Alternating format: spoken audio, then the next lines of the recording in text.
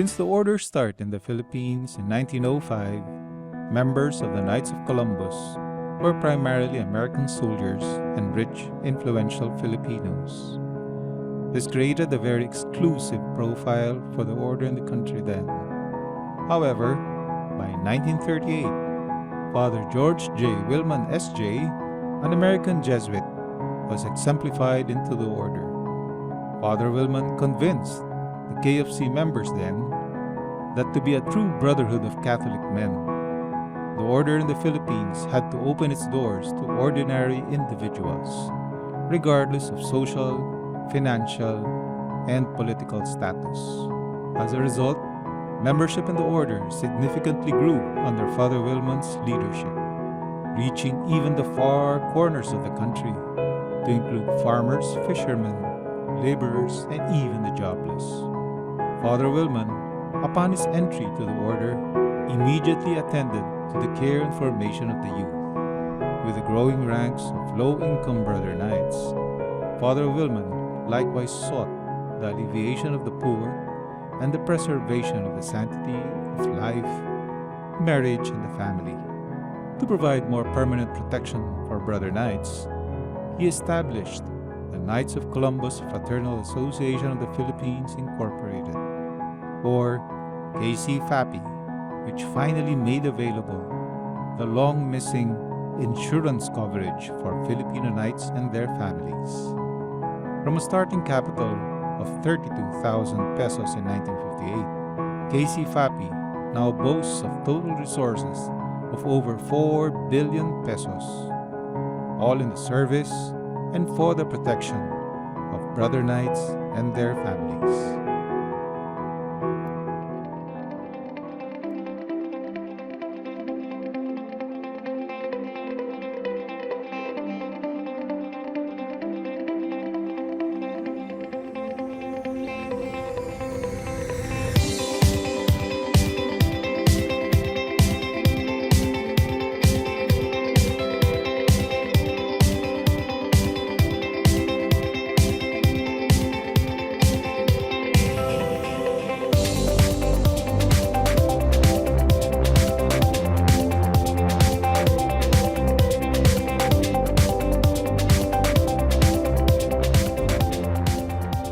Sir Knight Johnny, as he is fondly called by peers, friends, and relatives, is a 4th degree Knights of Columbus.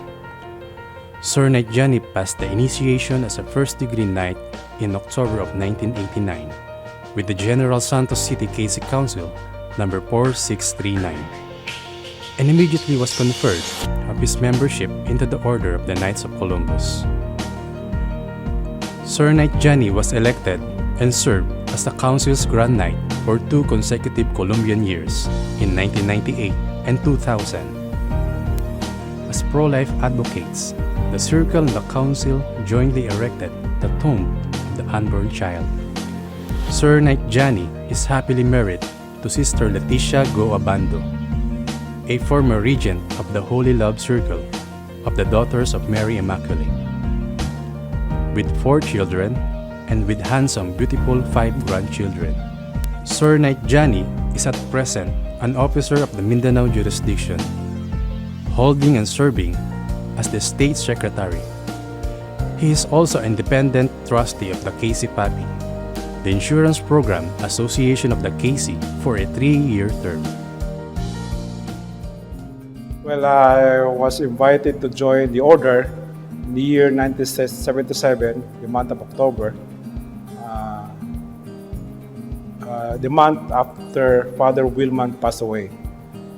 My proposer was the late Brother Ben Ruby Ronquillo. He invited me to join the Knights of Columbus. When I became a member of the order, at the time I became more devoted as a Catholic. Because before I became the member, I used not to go to church every Sunday. But when I joined the order, it's a time that I really practiced my religion. I go to church every Sunday and all holiday publication, and even my family. I brought my family during Mass every Sunday, and we pray the rosary every night. As a leader, I'm quite strict. So I see to it that every meeting, all state officers have to be there on time, be punctual. And I also give specific instruction, assignment to all our state officers and service program directors.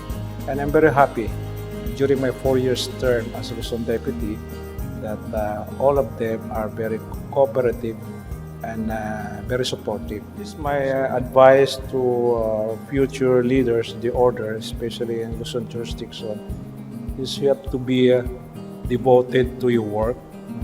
You have to be punctual, and also to your subordinates. You have to work with them closely and see to it that all the duties and responsibilities of each member should be complied, followed.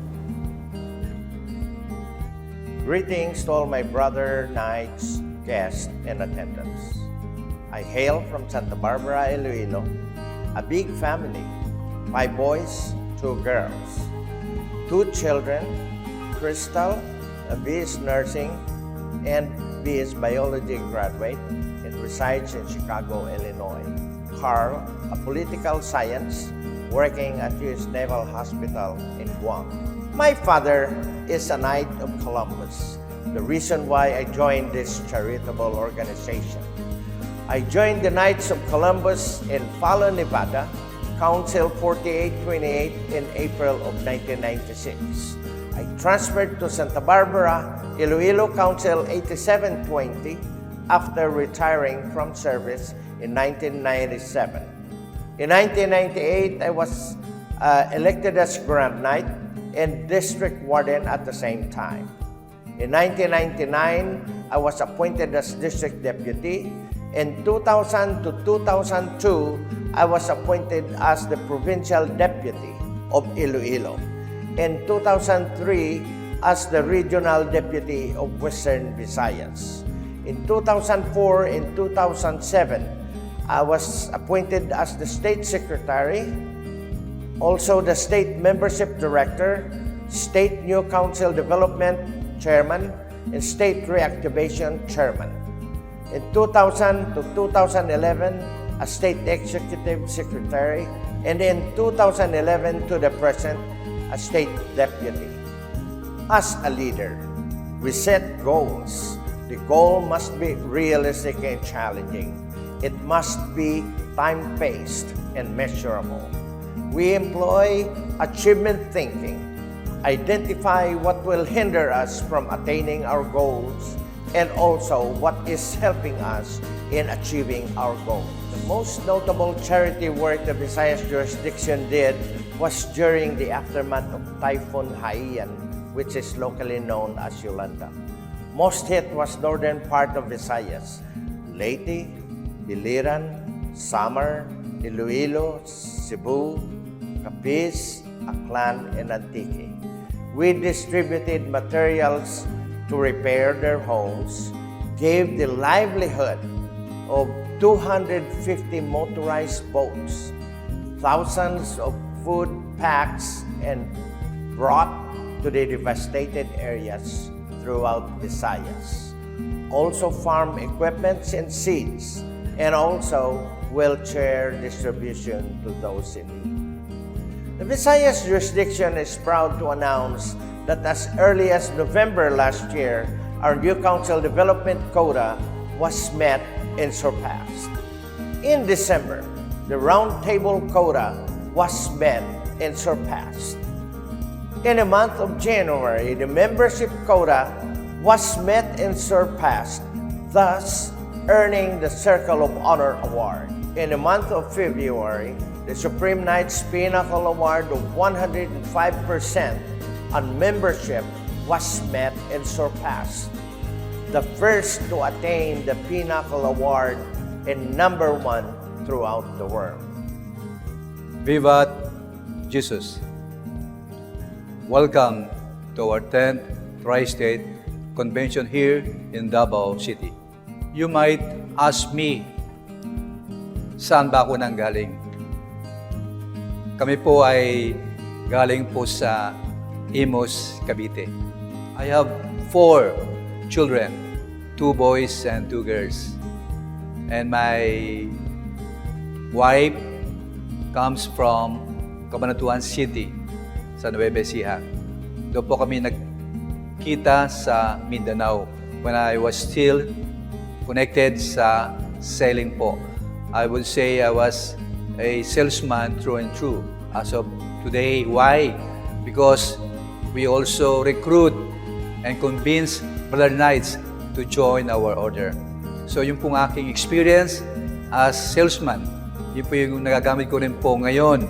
How to convince, how to invite our Catholic gentleman to join our order. When I was invited in 1997, I'm already half century of my life. But then I don't regret that age because I am so thankful for my benefactor. Yun po nag-sponsor sa akin. Because without him, I won't be here in front of you today as the Mindanao Deputy.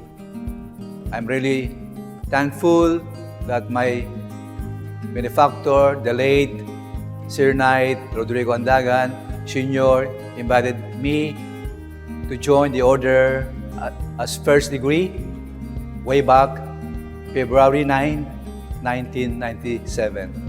The Mindanao jurisdiction takes pride to announce the overall performance which the order in Mindanao has accomplished since 2011. Primarily, the support of the family in the entire jurisdiction in all aspects of activities is tremendous and laudable. Increase in the participations of families in all fraternal endeavors contributed to the growth of the order. Enthusiastic participation of the family in all activities of our councils can be seen in innumerable photos of councils activities. Foremost of all commendable performance of the jurisdiction is our new council development. This Colombian year, Mindanao jurisdiction was able to organize 34 new councils as against our quota of 15 or 202.26% performance. In terms of membership growth, we are happy to say we have already achieved more than 105% or equivalent to Pinnacle Award. Fellow Brother Knights, the honors is yours. We know you have greatly contributed to the achievement of our goal. To our Brother Knights and their families who have helped and supported us all these years, and foremost to our venerable founder, Father Michael J. Magibni, who have guided and interceded for our prayers, we heartily say, maraming salamat po. I joined the Knights in 1975 because I was destined to join the Knights. I was forced to join the Columbian Squires by my father, together with my brother and several cousins. We were practically dragged into the parish for the investitures in the Columbian Squires. I never wanted to join the Columbian Squires. I wanted to join the scouting movement and to be an altar boy. However, when I received my investiture as a Columbian Squires, I began to like it. It is more organized and it has more programs, well-rounded programs that better suits my personality. My joining was influenced primarily by my father's desire or passion to be a knight. In the early years before he was abducted, before he met his tragic accident, he was very passionate in the activities of the Knights of Columbus. I saw that in him and I wanted to follow in his footsteps and to continue whatever he has left behind. In order for the leaders of the Luzon jurisdiction to attain the goals that we had given them, we asked them to step up one higher in rank. For example, if you are the Grand Knight, do not think like a Grand Knight. you should think like a district deputy. If you are a district deputy, do not think just like a district deputy. Think like the diocesan chairman of district deputies, and so forth and so on. This way, you are not looking only to achieve what was given to you, but you are responsible or takes responsibility in attaining the goal of the higher level of officer that you would like to be somehow in the future. Like if you are the Grand Knight, do not just achieve the goals given to your council, but rather try to achieve the goals given to the district, and so forth and so on. This way, we could all with ease attain the goals that we had set upon ourselves, not only upon ourselves, but by the Supreme Council's quota set upon the jurisdiction. Among the different important projects of the Knights of Columbus is the Walk for Life. For Luzon, it started in 2009. We have chosen the closest Saturday to March 25, Feast Day of the Annunciation, also known as the International Day of the Unborn. Although the RH bill was passed into law into December of 2012, the fight continues to have the RH law repealed and to protect and preserve the life of the unborn, to promote also the sanctity of life, marriage, and the family. It will continue the fight for life to oppose any law or any pending bill that would somehow promote divorce, same-sex marriages, and euthanasia. The other project is the ultrasound initiative. It started in 2013, and as of date, it has already examined more than 3,000 pregnant women. The machine was brought in 2012 out of the proceeds of the raffle that was conducted during the 9th National Convention in 2012. The primary purpose of this ultrasound initiative is to prevent the pregnant women from having their babies aborted. Through the examination, we hope that they would value the life of their unborn children. In 2013, Eastern Visayas was hit by Typhoon Haiyan, or Yolanda as we know it. Initially, we had given relief goods in the amount of 250,000 pesos worth in cash and in kind. But eventually, we realized that it was not enough, that giving relief goods was not enough. It did not answer the needs of the victims. We provided for the relief, rehabilitation, and livelihood for the victims of Eastern Visayas. Initially, we gave 4 motorized bangkas valued at 220,000 pesos. Computing its workable time in a year at 300 days at 1,000 pesos per motorized bangka, each motorized bangka has already produced at least 300,000 pesos in income to each of the respective families of the 4 beneficiaries. We also gave 260,000 pesos worth in chainsaws, 4 pieces of them. Each chainsaw is able to produce about 15,000 pesos worth of cocoa lumber per day. Computed by 300 days in a year, each chainsaw would have been able to produce 4.5 million pesos worth of cocoa lumber. And times 4, that is already 18 million pesos worth of cocoa lumber. Even if we have to be conservative about it and divide it by half, still our 260,000 investment has gone a long way and is able to produce 9 million pesos worth of cocoa lumber.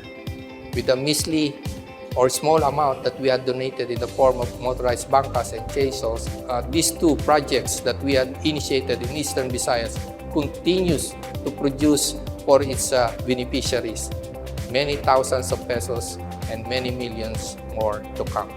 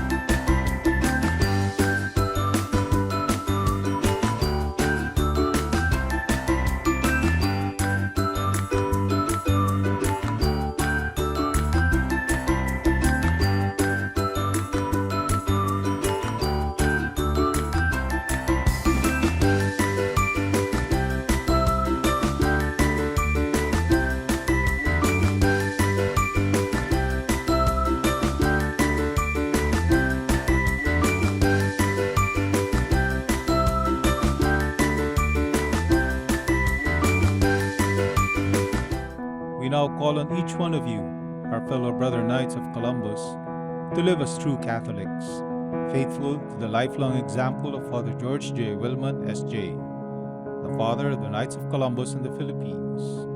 Let us be brothers in the true sense of the word, caring for our neighbors and their families, together with our support for the Catholic Church and our commitment to our Lord Jesus Christ.